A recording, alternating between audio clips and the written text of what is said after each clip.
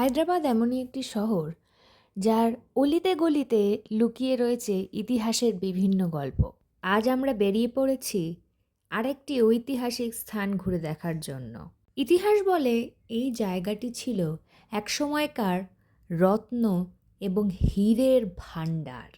ফতেহ দরওয়াজা দিয়ে আমরা ঢুকে পড়লাম গোলকোন্ডা ফোর্টের ভেতরে।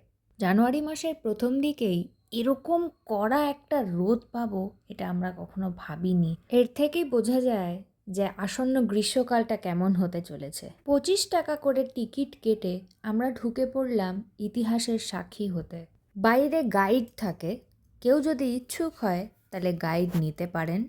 তারা গোটা কেল্লাটা ঘুরিয়ে ঘুরিয়ে বিভিন্ন অংশের যে ইতিহাস জড়িত রয়েছে সেটা আপনাকে ভালো করে বুঝিয়ে বলবেন। এটি আমার জীবনের প্রথম কেল্লা দর্শন করা। এদিকে মহারাজ একটি পরিবারের ছবি তুলে দিচ্ছেন।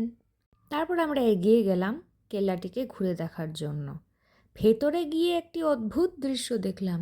এত উঁচু উঁচু দেয়ালেরও কিভাবে ঝুল ঝাড়া হয় সেটা দেখে আমি সত্যি বিস্মিত।